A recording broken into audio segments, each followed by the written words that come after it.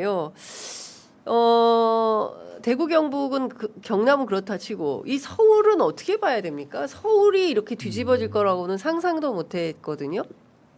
오세훈의 실정이 너무나 많았고 보수무능 심판 선거에 열기가 뜨거웠고 막판에 서서문고가 삼성동 철근 누락 사건까지 터져서 이거는 돌이킬 수 없는 각이다라고 했는데 13시간 개표 13시간 만에 뒤집어 엎어버렸습니다. 잘못했죠. 잘못한 거고요. 평가는 앞서 말씀드린 것처럼 내밀하고 세심하게 살펴봐야 됩니다. 다만 서울의 지형 자체가 그렇게 녹록한 지형은 아닙니다. 지난 22년 대선, 25년 대선 두 번의 대선을 보면 보수 득표가 서울이 전국 평균보다 상회하는 지역입니다. 그러니까 결코 만만한 지역은 아니다라는 말씀드리고 그렇다고 해서 그게 변명이나 이런 건 아니고요. 그런 뜻 속에서 앞서 말씀드린 것처럼 선거를 우리가 얼마나 절박하게 했냐, 서울 시민들에게 다가섰냐라는 부분들에 대해서 비판받아야죠. 비판받아야 되고 그런 부분들은 잘못이 한두 가지겠습니까? 선거를 치면 100가지 이상의 잘못이 있는 거고요. 네. 그래서 그런 부분들 하나하나 지금 점검해서 점검해야 됩니다.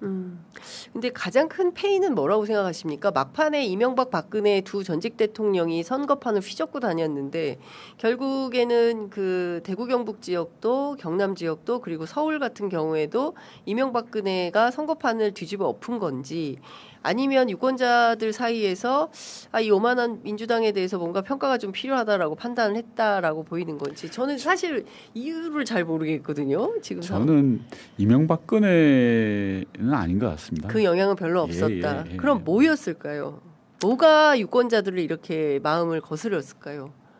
우리로부터 찾으면 네. 계속 말씀드리지만 절박함이 없었던 게 첫 번째였죠. 그리고 그 속에서 오만한 모습들이 비춰지진 않았나 반성해야 될 부분이 이를테면은 실언 같은 이를테면은 그렇죠. 막판에 터진 뽀뽀 등등 여러 가지 일들이 있었죠. 그래서 실언과 실수들, 그리고 태도의 문제. 하지 않았냐라는 그런 문제도 있었고요. 세 번째로는 샤이 보수가 있었던 거라고 봐져요. 그러니까 불법 내란으로 인해서 네. 표시하지 못하던 보수층에서 여론조사상으로는 나타나지 않았죠. 네. 왜냐하면 불법 내란 세력을 찍겠다고 할 수는 없는 거니까요. 그들도. 그러니까 샤이 보수가 숨어져 있었던 측면들이 있고 그런 것들이 좀 중첩되지 않았나 싶습니다. 네. 지금 그 유권자 지형이 많이 변했다고 말씀하셨고 서울이 이제 노령화되고 그리고 이제 재산상 부동산 이슈 때문에 이제 고액 자산가들이 많이 있어서 표심 자체가 굉장히 보수적이다. 거기에다가 과거에는 강북의 인구가 많았는데 최근 들어서 교육 문제 때문에 강남 서초, 송파 이쪽에 소위 얘기하는 강남 3구의 인구가 훨씬 많아졌다. 이번에 이제 투표한 문제가 된 데도 송파 아니겠습니까? 근데 그런 것들을 종합해 보면 보수의 텃밭이 돼버린 서울에 대한 그 민주당의 전략이 뭔가 좀 잘못됐던 건가? 아니면은 그 후보 이제 서울시장 캠페인에 문제가 있었던 건가? 그 두 가지 요인을 조금 더 구체적으로 들여다보면 어디에 원인이 있었다고 보십니까? 좀 말씀드리기 조심스러운 부분이 있어요. 그러니까 이게 어제 선거가 있었잖아요. 아직 개표가 완료되지도 않았고 정확하게는 그런 상황에서 섣부른 평가는 우리 내부에 상처만 준다고 저는 생각을 합니다. 네. 치열하게 평가하고 냉정하게 짚어야 되긴 합니다만 말씀 주셨던 것처럼 후보를 비롯한 캠페인의 문제냐 아니면 접근 방식의 문제냐 전략적 관리의 문제냐 등등 여러 가지가 전 다 될 수가 있다고 봐지죠. 네. 예를 들어서 구청장 선거는 저희가 이겼잖아요. 네. 시의원 선거도 이겼잖아요. 네. 근데 시장 선거를 졌어요. 이걸 어떻게 설명해요? 그러니까요. 특히 시의원 선거 같은 경우에는 이런 말씀드리면 좀 죄송합니다만 시의원 후보가 누구인지 정확하게 알지도 못하고 투표하는 경우가 많잖아요. 그렇습니다. 예. 그런데도 시의원 선거는 서울시의원 선거는 다 이기질 않았고 저희가 한 3분의 2 정도 예. 이겼단 말이에요. 예. 구청장 선거도 마찬가지죠. 예. 17대 8? 예. 정확한 예. 수치는 모르겠습니다. 그 어간 될 것 예. 같아요. 근데 서울시장 선거는 석패를 했어요. 이 원인이 정확하게 분석돼야 됩니다. 그래서 말씀하셨던 것처럼 캠페인 요인이냐 전략적 문제냐 아니면 서울 이외의 요인에서 또 발생됐을 수도 있고요. 전국적인 상황 관리를 제대로 하지 못했던 그런 지점들, 예컨대 평택이라든지 전북이라든지 이 선거 관리상에서의 국면 관리를 제대로 하지 못했던 점들 여러 가지가 있을 수 있습니다. 그 중에 지금 오늘 이 순간 이것 때문이야라고 단언하는 건 저는 대단히 위험하다고 생각하고요. 그런 부분들이 우리 내부에 던지는 도인 것 같아요. 네. 그래서 치열하게 평가하고 토론하더라도 지금은 조금 조심스럽게 보자라는 네. 말씀드리고 싶어요. 그러니까 이럴 때 가장 위험한 게 내 탓 공방인 것 같습니다. 너 때문에 진 거야. 이제 뭐 댓글창에도 지금 뭐 이게 원인이다, 저게 원인이다 말씀들 많이 주시는데 냉정하게 그게 무엇이었나 과정 전체를 한번 돌이켜보고 그 속에서 요인들을 다 찾아서 사실은 지방선거보다 28년에 있을 총선이 훨씬 더 중요한 선거이기 때문에 더불어민주당 입장에서는 향후에 있을 선거를 대비하는 차원에서라도 이번 선거를 아주 아프게 받아들이고 분석을 좀 해봐야 될 것 같다는 생각이 좀 듭니다. 정원호 후보 입장이 들어와 네. 있는데요. 시민 여러분의 선택을 무겁고 겸허히 받겠다. 모든 것은 내 탓이다. 저를 믿고 함께해 주신 시민 캠프 관계자 당원 여러분께 기대에 부응하지 못해 송구하다. 당선된 오세훈 후보께 축하의 말씀을 전한다. 지금까지 건네준 따뜻한 마음, 거리에서 잡아준 손, 끝까지 응원해 준 것 잊지 않겠다. 감사하다. 이렇게 얘기를 했고요. 정청래 총괄 상임선대위원장이 오전 10시에 기자회견을 하기로 예정이 되어 있습니다. 자, 정원호 후보 입장 어떻게 보십니까? 네, 뭐 후보 입장 뭐 저렇죠. 근데 아까 말씀 이어가다가 좀 네. 하나 더 하고 싶은 건 이번 선거의 결과에 대한 해석과 평가는 하더라도요. 국정 운영의 측면에서 봐야 될 부분이 있다고 생각합니다. 전체 광역단체장 선거와 관련해서 민주당이 잘했던 부분들에 대한 부분들은 뭐냐고 해석을 하냐면 즉 이재명 정부 남은 임기 4년 동안 제대로 해라라는 기대와 정치적 동력을 실어준 거거든요. 네. 그걸 전 놓치면 안 된다고 맞습니다. 생각합니다. 예. 우리가 이겨야 될 때를 이기지 못해서 오는 아쉬움, 안타까움 이런 건 별건으로 하더라도요. 지금 우리 앞에 놓여진 건 이재명 정부 4년 동안 제대로 일하는 것 아니겠습니까? 네, 네. 28년 선거는 뭐 너무 정치적이니까 논외로 하겠습니다. 네. 자, 그러면 이번 지방선거에서 국민들은 이재명 정부한테 힘을 실어준 거예요. 정확하게. 네. 그리고 앞으로 남은 4년 제대로 해라고 한 거예요. 네. 우리가 이걸 놓치면 더 큰 걸 놓칠 수 있다고 봐요. 예. 그래서 이 부분에 대해서 우리는 어떻게 가져갈 것인가에 대해서도 포지셔닝을 정확한 의미를 캐치를 해야죠. 네. 그냥 뭐 이렇게 기분 나쁘잖아요. 예. 평택에서 정말 어부지리 주고 막 이런 것 부산 북값도 그렇고요. 어제 방송하다 저도 화가 났는데 예. 그건 그것대로 우리가 사귀고 예. 대구의 그 김부겸 선배님의 전선 야구 김경수의 빗송 유세는 사겨 놓더라도 국민이 우리에게 준 명령이 뭐냐라는 지점들을 놓치지 않았으면 좋겠다라는 네. 말씀 드리고 싶어요. 그것은 바로 이재명 정부의 남은 임기 지금 1년 딱 됐거든요. 이제 네. 다음 주 월요일에 이재명 대통령 기자회견 1주년 기자회견을 예정해 둔 상황인데 사실 그래서 이 선거가 굉장히 중요했는데 이를테면 이 선거를 통해서 힘을 받고 확 또 뛰어 올라야 되는데 정말 꼭 반드시 승리해야 될 지역을 실패함으로 인해서 오히려 그게 좀 힘을 잃는 이런 방향으로 귀착될까봐 그 좀 걱정이 좀 되는 요소가 있는 것 같습니다. 맞습니다. 그래서 제가 말씀드렸지만 큰 틀에서 보면 국민들은 이재명 정부한테 힘을 실어준 거다. 예. 라고 봐야 된다는 네, 거죠. 네, 왜냐하면 그건 이번 선거는 지방선거가 주잖아요. 네. 그러면 지방선거에 대한 결과는 그렇게 우리가 의미 부여를 하는 게 맞고 네. 그리고 그 방향으로 가는 게 맞겠다 싶은 네. 거죠. 그 막판에 투표함 문제 때문에 난리가 나지 않았습니까? 뭐 부정선거 뭐 개표 중단하라 막 이러다가 오세훈 후보가 승리하니까 싹 사라졌어요. 어떻게 보세요? 우선 첫 번째로 선관위에 정말 있어서는 안 되는 예. 일이 벌어진 거죠. 어제 선관위 사무총장이 밤 9시에 긴급 기자회견을 통해서 사과를 하던데 사과로 끝날 일이 아닙니다. 이거. 엄중하게 책임과 문책이 따라야 된다고 생각하고요. 선관위가 그동안 국민들로부터 신뢰받지 못한 부분들 이번 기회에 틀어내야 된다고 생각합니다. 네. 특히 이 선관위가 뭐 제가 볼 때는 선거관리 사무에 대해서 네. 이제 선거 종사원들에게 막 떠넘기고 하는 그런 나쁜 관행들이 있거든요. 그런 것들 제대로 다 정리해내야 되는 것들은 하고 네. 이걸 부정선거랑 연결하는 사람들은 저는 그 뇌 구조를 이해가 안 돼요. 그리고 어제 막 황교안 등 네. 전환길 뭐 다 네. 등장해가지고 중앙선관위를 뭐 들어가자 막 뭐 난리를 장동혁 대표가 들어갔지 않습니까? 실제로 노태학 선관위원장 면담하겠다고 네. 하면서 예. 선거 디라이 좀 심한 말 하기는 그렇고요. 그러면 안 되죠. 장동혁 대표는 공당의 대표고 제1야당의 대표잖아요. 네.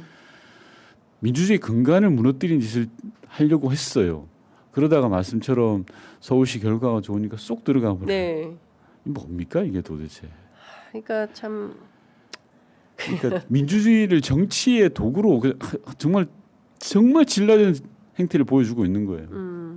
그러니까 진짜 심각하고 또 다른 한편에서 이것도 좀 여쭤보도록 하겠습니다. 이제 정원 후보가 주목받게 된 것은 사실 정원 후보가 이렇게 그 일약 스타덤에 오르게 된 것은 이른바 명픽 이재명 대통령의 픽으로 그때부터 나온 건데 물론 이제 청와대 설명을 저희가 취재를 해보면 당시까지만 하더라도 민주당의 후보들이 오세훈 후보에 비해서 이렇게 그 상승 곡선을 그리지 못하고 있기 때문에 이런 사람도 있어라고 메뉴에 상차림에 하나의 메뉴를 더 추가한 것에 불과하다. 그리고 선택은 이제 국민들이 하는 것이다라는 그 이제 내용을 말씀을 해주시는데요. 이게 대통령에게 화살이 가지는 않겠습니까? 소위 말해서 명픽에 대해서 아마 반대하시는 분들, 국정 운영에 대해서 그렇게 좋지 않게 생각하시는 분들은 예. 비난할 수 있죠. 대통령 선거 한 거 아니야? 후보 공천에서부터 선거 과정에서 뭐 부산에도 등장하고 뭐 이렇게 막 한 거 아니야라고 비난할 수 있는데 저는 아니라고 봅니다. 그래서 그런 부분들에 대해서는 흔들릴 이유가 없고요. 대통령 지금까지 잘해오고 있으니 대통령은 국민과 국익 중심으로 뚜벅뚜벅 가시면 되고 그런 부분들과의 싸움은 민주당이 해야죠. 민주당이 네. 예. 근데 민주당이 잘 못해서 그런 거고요. 그런 부분들 다만 뭐랄까요 민주당도 이제까지 대통령에 얹혀간다라는 생각이 좀 버리고 네. 민주당이 제대로 해낼 수 있는 지점들을 잘 찾아서 갈 필요가 있다고 봐요. 평택을이 결국에는 전국 선거 영향에 어느 정도 미쳤다고 보십니까? 가늠할 수 없어요. 다만 일정한 영향을 미쳤을 것 같아요. 네.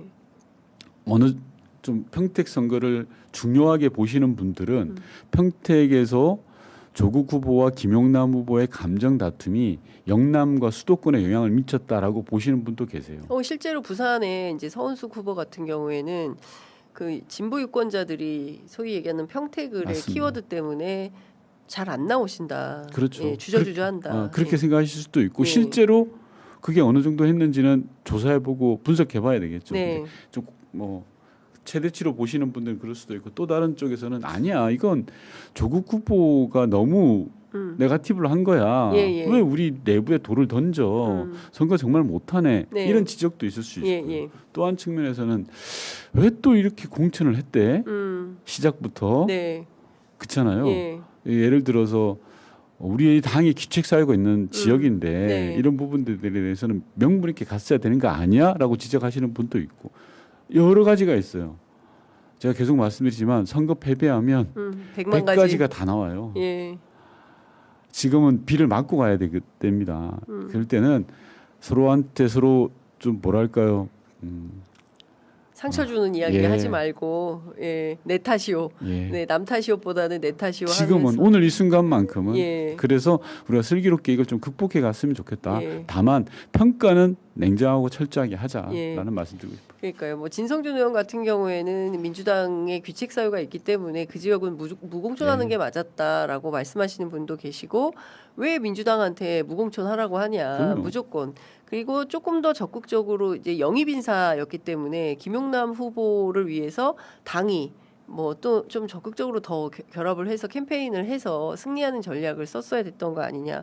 특히 이제 조국혁신당은 국힘 제로라는 선거 캠페인 전략을 제1의 원칙으로 했는데 결국은 국힘 부활을 만들어준 꼴이 됐으니 그 책임이 매우 무겁다 이런 비판도 나오는 것 같습니다. 후보로서 책임 피할 수 없어요. 예. 후보가 제일 첫 번째 책임이죠, 사실. 예. 피할 수 없고 분명한 건 김용남 후보와 조국 후보의 감정 다툼은 네. 도움이 안 됐어요. 감정 이번 싸움은- 이번 선거 전반에 네. 그러니까 둘이 감정 싸움 하는 것이 결국에는 나비 효과로 전국에 영향을 미쳤다. 어느 쪽이든 도움 안 됐어요. 예. 평택에도 도움 안 되고 전국에도 도움 안 되고. 근데 이건 진짜 황당한 거 아니겠습니까? 그리고 지금 뭐 22대 후반기에 하반기에 해야 될 뭐 개헌이며 검찰 개혁이며 해서 사실상 민주진보 진영의 의석수를 파이를 늘리는 게 목적이었고 애시당초에 그러니까 추경호 의원의 지역구를 제외하면 13개가 더불어민주당의 의석이었는데 그 보면은 울산도 뺏겼고 공주 부여 청양 거기도 뺏겼고 뭐 달성에서는 이제 이진숙 전사께서 이제 국회 오게 생겼고 울산의 경우에는 이제 김태규 뭐 이렇게 해서 최소한 4개 이상을 의석을 뺏긴 셈이 됩니다. 그러면은 구성이 오히려 줄어들게 돼요. 이렇게 되면은 사실 진영 안에서의 어떤 연합 정치를 하지 않으면 입법 발의나 이런 것에 대해서도 조금 통과시키기 어려운 그런 상황이 도래하는 거 아닙니까? 맞습니다. 하반기 국회 운영이 대단히 어려울 수 있고요. 전 그 지점에서 좀 우리가 전략적으로 판단해야 될 게 연대와 연합에 관한 문제입니다. 네. 울산 선거를 보면 김상우 후보가 정말 고생하셨지만 승리의 요인 중에 하나는 단일화거든요. 그렇습니다.